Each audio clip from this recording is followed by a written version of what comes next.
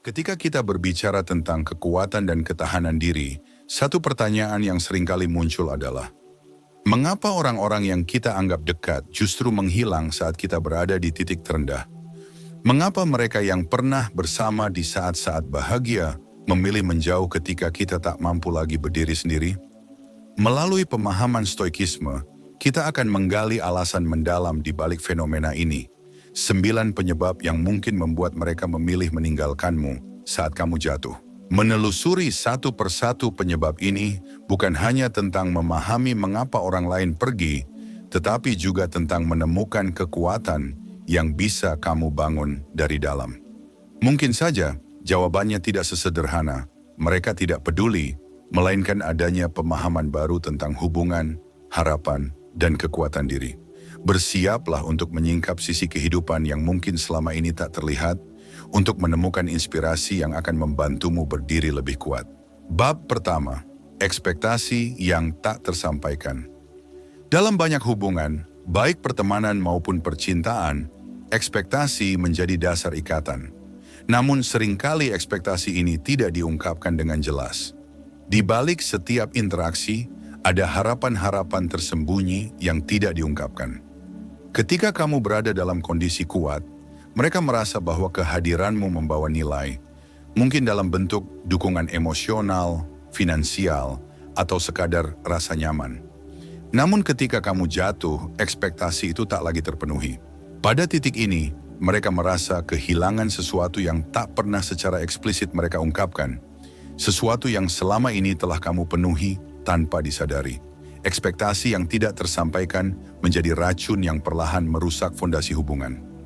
Dalam pandangan stoikisme, memahami ekspektasi adalah kunci untuk meminimalkan penderitaan. Stoik akan berkata bahwa ketidakjelasan dalam hubungan seringkali melahirkan luka karena perasaan kehilangan atas sesuatu yang sejatinya tidak pernah benar-benar ada. Dalam perspektif ini, bukan salah mereka sepenuhnya ketika mereka menjauh. Mereka mungkin merasa ada yang hilang, meski mereka sendiri tidak memahami apa. Dengan mengenali dan memahami ekspektasi tersembunyi, ini kamu bisa belajar untuk lebih realistis terhadap apa yang bisa kamu berikan dan apa yang diharapkan dari mereka yang di sekitarmu. Bab ini mengajarkan kita untuk tidak menggantungkan kepercayaan pada ekspektasi tanpa batas. Sebuah langkah untuk membangun ketahanan batin yang tak lagi rapuh oleh harapan yang tak pernah diucapkan. Bab kedua, ketakutan akan beban emosional. Ketika seseorang berada di titik terendah, rasa sedih, kecewa, atau bahkan putus asa seringkali tampak jelas. Hal ini bisa menimbulkan efek yang kuat pada orang-orang di sekitar kita. Ada yang mampu menerima dan bertahan, namun banyak juga yang merasa tak sanggup menghadapi tekanan ini. Ketakutan akan beban emosional menjadi alasan kedua mengapa mereka meninggalkanmu saat kamu jatuh. Dalam keadaan lemah, tanpa disadari, kita memproyeksikan emosi yang berat, baik itu kesedihan, kemarahan, atau keputusasaan yang bisa dirasakan oleh orang lain. Mereka yang menjauh mungkin bukan tidak peduli, tetapi karena takut terjebak dalam badai emosi yang mereka sendiri tidak siap untuk menghadapinya. Rasa takut ini bisa saja disebabkan oleh pengalaman masa lalu atau kurangnya kemampuan mereka dalam menangani perasaan orang lain, sehingga pilihan untuk pergi terlihat sebagai jalan yang lebih mudah. Dalam pandangan stoikisme, setiap orang bertanggung jawab atas emosi mereka sendiri. Filosofi ini menekankan bahwa ketenangan batin hanya bisa dicapai ketika kita mampu mengendalikan reaksi terhadap apa yang terjadi di luar kendali kita. Orang-orang yang menjauh saat kita jatuh mungkin belum mencapai kemampuan tersebut. Mereka takut terseret oleh apa yang tidak mereka pahami atau tidak bisa kendalikan. Disinilah kamu dapat belajar bahwa tidak semua orang memiliki kapasitas yang sama untuk menghadapi tekanan emosi. Menyadari ini membantu kita menerima bahwa terkadang mereka yang pergi bukanlah karena ketidakpedulian, melainkan karena keterbatasan. Ini adalah momen bagi kita untuk merefleksikan ketahanan diri kita, mengajarkan kita bahwa ketenangan bukanlah sesuatu yang bisa kita gantungkan pada orang lain, tetapi sebuah kebijaksanaan yang harus datang dari dalam. Bab ketiga, kehilangan manfaat pragmatis. Tidak dapat dipungkiri bahwa sebagian orang berada di dekat kita karena alasan yang bersifat pragmatis. Ini bisa berupa bantuan finansial, dukungan moral, atau bahkan sekadar kenyamanan yang kita bawa dalam hidup mereka. Namun ketika kita jatuh dan tidak lagi bisa memberikan hal-hal tersebut, beberapa orang akan merasa kehilangan manfaat praktis yang tadinya mereka terima. Dalam situasi ini, ikatan emosional ternyata tidak sekuat ekspektasi mereka terhadap manfaat yang kamu bawa. Dalam stoikisme, segala sesuatu yang kita miliki, termasuk hubungan, adalah sesuatu yang bisa hilang. Stoik mengajarkan bahwa kita tidak boleh terikat pada hal-hal yang bersifat eksternal, karena semua itu berada di luar kendali kita.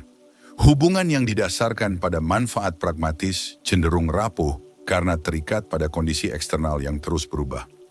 Ketika kita jatuh dan tidak bisa lagi memberikan apa yang diharapkan, mereka yang menjauh adalah mereka yang menggantungkan hubungan pada keuntungan-keuntungan tersebut.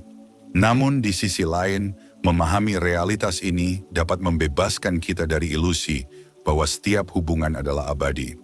Saat kita menyadari bahwa kehadiran orang-orang ini lebih bersifat transaksional, kita bisa menjadi lebih bijaksana dalam menempatkan harapan kita pada mereka. Ini adalah pelajaran untuk melihat siapa yang benar-benar tulus bertahan dalam hidup kita, bukan karena manfaat yang kita bawa, tetapi karena nilai hubungan itu sendiri. Bab keempat, kecemasan dan keraguan yang menggerogoti. Saat kita menghadapi masa-masa sulit, wajar jika rasa cemas dan keraguan muncul. Bagi orang lain, perubahan dalam diri kita ini bisa sangat sulit diterima.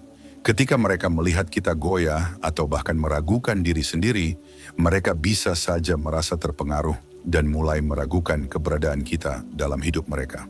Kecemasan mereka bukan sekadar tentang kondisi kita, melainkan dampaknya pada stabilitas hidup mereka sendiri. Dalam stoikisme, konsep ketahanan mental dan stabilitas batin sangat ditekankan. Para stoik percaya bahwa seseorang seharusnya tidak terguncang oleh situasi di luar dirinya. Namun realitas modern menunjukkan bahwa tidak semua orang memiliki kemampuan untuk tetap tenang saat menghadapi ketidakpastian. Orang-orang di sekitar kita mungkin merasa terganggu oleh kecemasan kita, khawatir bahwa berada di dekat kita saat kita terpuruk akan menambah beban emosi yang mereka sendiri tak mampu tanggung. Bagi mereka, keraguan dan rasa takut itu bisa berkembang menjadi perasaan bahwa hubungan dengan kita mungkin tak lagi berfungsi seperti yang mereka harapkan. Mereka merasa perlu menjauh untuk menjaga kestabilan hidup mereka, yang dalam perspektif mereka lebih penting daripada mempertahankan hubungan yang diliputi oleh ketidakpastian. Hal ini mengingatkan kita pada kebijaksanaan stoik, bahwa ketenangan batin hanya bisa dicapai melalui pengendalian diri, bukan dengan mengandalkan kestabilan orang lain. Dari sini kita belajar bahwa ketidakstabilan diri bisa menjadi faktor yang membuat orang lain menjauh. Ini bukan hanya tentang apa yang kita alami, tetapi juga dampaknya pada lingkungan kita. Dengan memahami ini, kita bisa lebih fokus pada upaya untuk mengembangkan ketahanan diri, menjadi sosok yang kuat tanpa terlalu mengandalkan dukungan orang lain untuk menjaga kestabilan.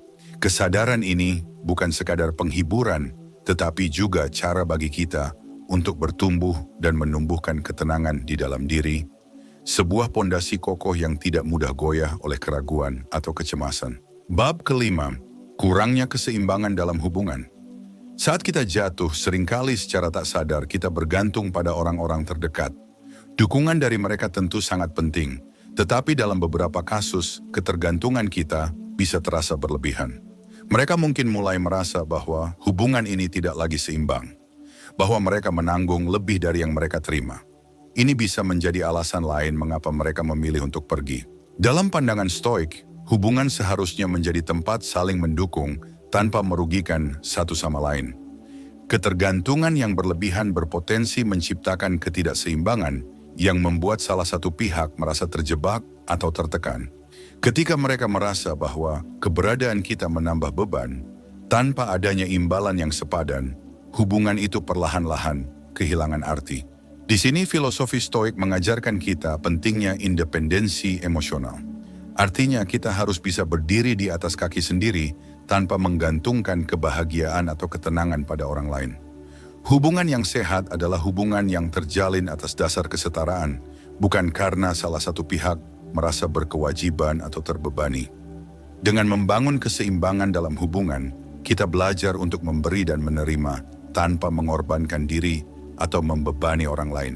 Di masa-masa sulit, penting untuk menjaga kesadaran bahwa teman-teman atau keluarga kita pun memiliki batasan dan kebutuhan sendiri.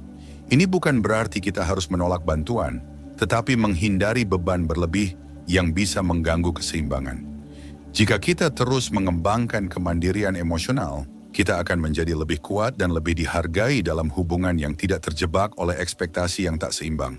Bab ke-6, persepsi negatif terhadap kelemahan. Kelemahan seringkali dipandang negatif di masyarakat kita. Ada persepsi bahwa orang yang kuat adalah mereka yang tidak pernah menunjukkan kesulitan atau kesedihan. Ketika kita berada dalam kondisi jatuh, menunjukkan sisi rentan kita, orang-orang di sekitar kita mungkin merasa tidak nyaman atau bahkan melihat kelemahan ini sebagai sesuatu yang tidak menarik. Dalam benak mereka, kelemahan seringkali dikaitkan dengan ketidakmampuan atau ketidakberdayaan. Para filsuf Stoik mengajarkan bahwa kelemahan dan penderitaan adalah bagian dari kemanusiaan. Epictetus, salah satu filsuf Stoik, mengatakan bahwa kita tidak bisa menghindari rasa sakit atau kesulitan. Yang bisa kita kendalikan adalah bagaimana kita bereaksi terhadapnya. Dalam pandangan Stoik, menunjukkan kelemahan bukanlah sesuatu yang memalukan, tetapi merupakan bagian dari perjalanan kita untuk menjadi manusia yang lebih baik dan bijaksana. Namun tidak semua orang memiliki pemahaman ini. Banyak yang melihat kelemahan sebagai sinyal untuk menjauh. Mereka mungkin khawatir bahwa berada di sekitar seseorang yang sedang terpuruk akan memengaruhi mereka secara negatif, atau mungkin merasa tidak nyaman menghadapi sisi rentan orang lain, karena itu juga bisa memicu sisi rentan dalam diri mereka sendiri. Bagi mereka, menjauh adalah cara untuk melindungi diri dari perasaan yang mereka sendiri tak siap hadapi. Dengan memahami persepsi ini, kita bisa belajar untuk tidak terlalu bergantung pada penerimaan orang lain saat kita lemah. Kekuatan yang sebenarnya terletak pada kemampuan kita untuk berdiri sendiri di tengah badai, tanpa merasa rendah diri karena menunjukkan sisi manusiawi kita. Menerima kelemahan sebagai bagian dari perjalanan hidup kita membantu kita lebih berdamai dengan diri sendiri, tanpa harus mengubah diri hanya untuk mendapatkan penerimaan dari orang lain. Bab ke-7, iri hati dan ketidakpuasan tersembunyi. Tidak selalu mudah untuk mengenali iri hati atau ketidakpuasan dalam hubungan. Seringkali perasaan ini tersembunyi jauh di balik senyum dan kata-kata manis. Ketika kamu berada di titik kuat atau sukses, orang-orang di sekitar mungkin menunjukkan kekaguman atau kebanggaan. Namun saat kamu jatuh, perasaan iri dan ketidakpuasan yang selama ini tersembunyi bisa muncul ke permukaan, membuat mereka merasa lega atas kegagalanmu, atau justru menjauh karena rasa tidak nyaman. Di dalam Stoikisme, iri hati dianggap sebagai salah satu perasaan negatif yang hanya akan menyakiti diri sendiri. Marcus Aurelius mengatakan bahwa ketidakpuasan muncul dari perbandingan yang kita buat terhadap orang lain, sesuatu yang sebenarnya tidak pernah ada dalam kendali kita. Ketika seseorang iri padamu, mereka seolah-olah meletakkan standar kebahagiaan mereka pada keberhasilan atau kegagalanmu. Dengan kata lain, kegagalanmu menjadi cara mereka merasa lebih baik dan suksesmu malah menjadi duri dalam diri mereka. Ketika kamu berada di titik rendah, mereka yang menyimpan iri atau ketidakpuasan akan merasa bahwa hubungan ini tidak lagi memberikan ancaman bagi ego mereka. Namun bersamaan dengan itu, mereka juga merasa tidak ada alasan kuat untuk bertahan di sisimu. Ini bisa menjadi momen di mana topeng mereka jatuh, menunjukkan sisi yang sebenarnya dari hubungan kalian. Mengetahui ini, kita diingatkan oleh Stoikisme bahwa kita tidak bisa mengendalikan bagaimana orang lain merasa terhadap kita. Satu-satunya hal yang bisa kita kendalikan adalah bagaimana kita merespon. Dengan memahami bahwa iri hati adalah masalah mereka, bukan masalah kita, kita bisa lebih fokus untuk membangun diri tanpa terbebani oleh kehadiran atau ketiadaan mereka. Kita pun diajak untuk menerima bahwa tidak semua orang yang bersama kita saat kita sukses adalah orang yang akan tetap berada di sisi kita saat kita terjatuh. Bab ke-8, keterbatasan empati mereka. Empati adalah kemampuan untuk merasakan apa yang dirasakan orang lain Tetapi tidak semua orang memiliki tingkat empati yang cukup untuk tetap bertahan di saat kita membutuhkan dukungan. Beberapa orang tidak siap menghadapi kompleksitas emosi dan perasaan yang muncul ketika seseorang di sekitarnya jatuh atau mengalami krisis. Keterbatasan empati ini bisa menjadi alasan lain mengapa mereka menjauh ketika kita sedang berada di titik terendah. Bagi para Stoik, empati adalah kualitas yang berharga, tetapi juga perlu dibarengi dengan pemahaman bahwa kita tidak bisa memaksakan orang lain untuk merasakan atau memahami apa yang kita rasakan. Epictetus menekankan bahwa emosi orang lain bukanlah tanggung jawab kita. Begitu pula dengan ekspektasi kita terhadap mereka. Ketika seseorang memilih untuk menjauh, mungkin mereka melakukannya karena mereka tidak memiliki kapasitas empati yang cukup untuk benar-benar hadir dalam saat-saat sulit kita. Hal ini mengajarkan kita untuk tidak menggantungkan harapan terlalu tinggi pada orang lain. Ketika kita mengerti bahwa empati bukan sesuatu yang bisa dipaksakan, kita belajar untuk lebih menerima siapa yang benar-benar tulus dan siapa yang tidak mampu berada di sana saat kita membutuhkan mereka. Dengan mengembangkan ketahanan diri, kita akan menyadari bahwa meskipun ada orang yang memilih menjauh, kekuatan sebenarnya adalah kemampuan kita untuk tetap bertahan dan menerima keadaan apa adanya. Melalui sudut pandang ini, kita melihat bahwa empati orang lain adalah anugerah, bukan hak yang harus kita terima. Meskipun menyakitkan, terkadang memahami keterbatasan empati orang lain justru bisa membebaskan kita dari keharusan untuk selalu mencari dukungan eksternal dan mengarahkan kita untuk memperkuat pondasi batin kita sendiri. Bab ke-9, takut pada cerminan diri sendiri. Di bab terakhir ini, kita sampai pada alasan yang mungkin paling mendalam. Beberapa orang meninggalkan kita saat kita jatuh karena, tanpa disadari, kita menjadi cerminan dari ketakutan terdalam mereka. Ketika mereka melihat kita terpuruk, mereka melihat sisi diri mereka sendiri yang rentan, takut gagal, atau tidak cukup kuat. Kita menjadi semacam refleksi yang mengingatkan mereka pada kemungkinan-kemungkinan yang mereka ingin hindari dalam hidup mereka sendiri. Dalam ajaran Stoik, kita diajak untuk berani menghadapi ketakutan dan kelemahan kita tanpa menghindar. Namun tidak semua orang siap untuk melakukan hal tersebut. Ketika kita dalam kondisi sulit, mereka yang belum siap untuk menerima atau menghadapi kelemahan dalam diri sendiri akan merasa terganggu oleh kehadiran kita. Bagi mereka, menjauh adalah cara untuk menjaga jarak dari ketakutan yang mereka sendiri belum sanggup hadapi. Menghadapi kenyataan bahwa kita menjadi cerminan dari sisi gelap, mereka bisa menjadi salah satu pelajaran Stoik terbesar. Dalam kehidupan, orang-orang yang tidak mampu menghadapi diri mereka sendiri akan cenderung menjauh dari kita di saat kita tidak bisa menyembunyikan sisi rentan kita. Ini mengajarkan kita bahwa kekuatan yang sejati terletak pada keberanian untuk menghadapi ketakutan kita sendiri tanpa mengandalkan penerimaan dari orang lain. Di akhir, Stoikisme memberi kita pemahaman bahwa mereka yang pergi di saat-saat sulit adalah mereka yang mungkin tidak siap untuk menghadapi perjalanan emosional yang kita jalani. Dengan melepaskan harapan yang tidak realistis pada orang lain, kita menemukan ketenangan dan kebebasan yang sejati. Setiap orang datang dan pergi, dan pelajaran terbesar yang bisa kita ambil adalah bahwa ketahanan sejati hanya bisa ditemukan di dalam diri. Setelah menelusuri alasan-alasan mengapa beberapa orang menjauh ketika kita jatuh, kita sampai pada pemahaman yang lebih mendalam tentang hubungan dan diri kita sendiri. Filosofi Stoikisme mengajarkan bahwa segala sesuatu yang terjadi, termasuk perpisahan dan penolakan, adalah bagian dari alam yang tidak selalu dapat kita kendalikan. Yang bisa kita kendalikan adalah reaksi dan sikap kita terhadap semua peristiwa itu. Ketika seseorang memilih untuk meninggalkan kita di saat kita berada di titik terendah, ada dua pilihan yang bisa kita ambil: terjebak dalam rasa sakit atau menerima kenyataan dan terus melangkah. Memahami bahwa setiap orang memiliki keterbatasan, ketakutan, dan motivasinya sendiri membantu kita melihat perpisahan bukan sebagai penolakan terhadap diri kita, tetapi sebagai bagian dari dinamika manusia yang alami. Di titik ini, Stoikisme mengajak kita untuk menggali kekuatan dalam diri sendiri, kekuatan yang tidak tergantung pada penerimaan atau pengakuan dari orang lain. Orang-orang mungkin datang dan pergi, tetapi ketenangan dan ketahanan sejati selalu ada di dalam diri kita.